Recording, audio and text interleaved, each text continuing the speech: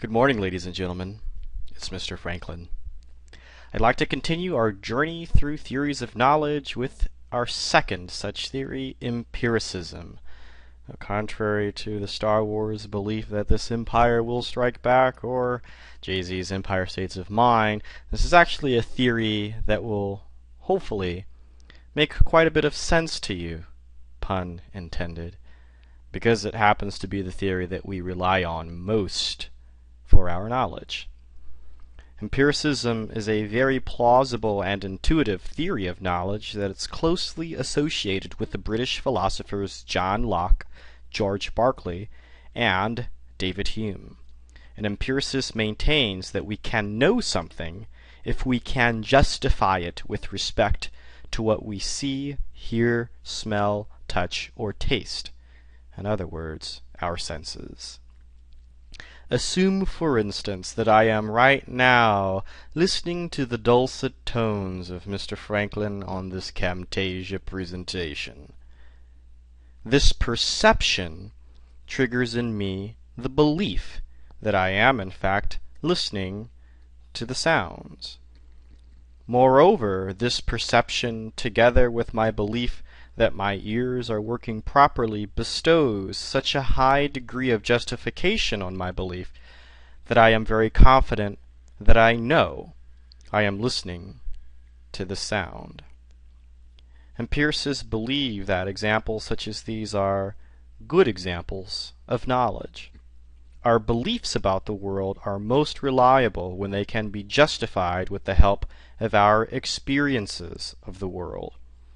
Historically, empiricism is also associated with the idea that we are born as a tabula rasa, or blank state, which means that all of our ideas and concepts are derived from experience.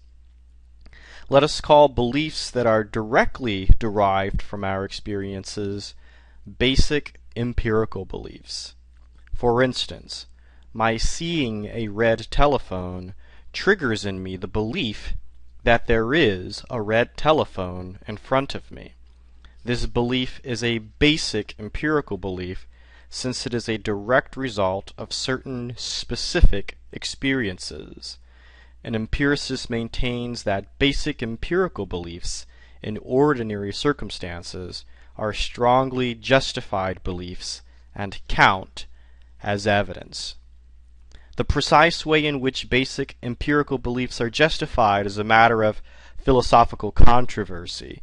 We will see in a later section that an empiricist faces some tough questions in this regard, but setting aside possible difficulties, let us agree with the empiricist that basic empirical beliefs are justified and count as evidence and instances of knowledge. The next step for empiricists is to insist that inferential beliefs, that is, beliefs that are about what is not directly observable, must be justified with the help of basic empirical beliefs. For example, the belief that dinosaurs once roamed the earth is not a basic empirical belief. I cannot see, touch, and feel any dinosaurs in my backyard or in a zoo. It is, however, possible to justify this belief in the light of what I can see right now, namely bones and other paleontological remains, for example, preserved footprints. It follows, therefore, that empiricists would consider the inferential belief that dinosaurs once roamed the earth as justified by available empirical evidence. An empiricist insists that all such inferential claims that are to count as knowledge must be justified by empirical evidence. Empiricists are therefore skeptical about any beliefs that cannot be confirmed or falsified by empirical evidence. For example, the claim that all men are created equal is not linked in any obvious way to empirical observations. An empiricist would therefore conclude that we can believe this, but that we cannot know this to be so. Similarly, an empiricist would be skeptical about a claim like God wrote the Bible, for it's hard to see how that belief can be justified in terms of basic empirical beliefs. In general, many empiricists are skeptical about claims of moral and religious knowledge.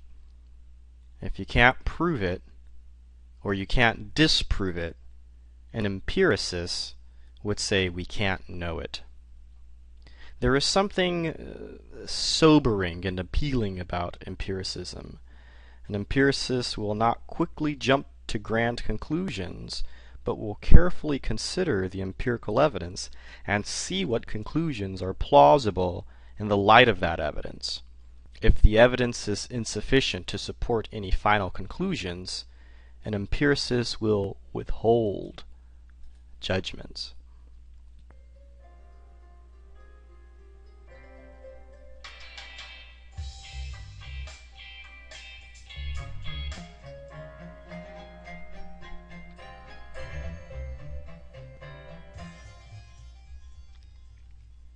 Several arguments suggest that empiricism is the most promising epistemic theory. First, empiricists justify all knowledge in relation to basic empirical beliefs. This approach is attractive since basic empirical beliefs seem more reliable than other beliefs. I might not know whether the stock market crash of 1929 was the main cause of the Great Depression, for example, but I surely do seem to know how the world around me feels, sounds, and looks. There are, of course, situations in which my senses are off target and misleading, but overall they seem to paint a pretty accurate picture of how the world is. We don't have to insist, as Descartes did, that justification is infallible.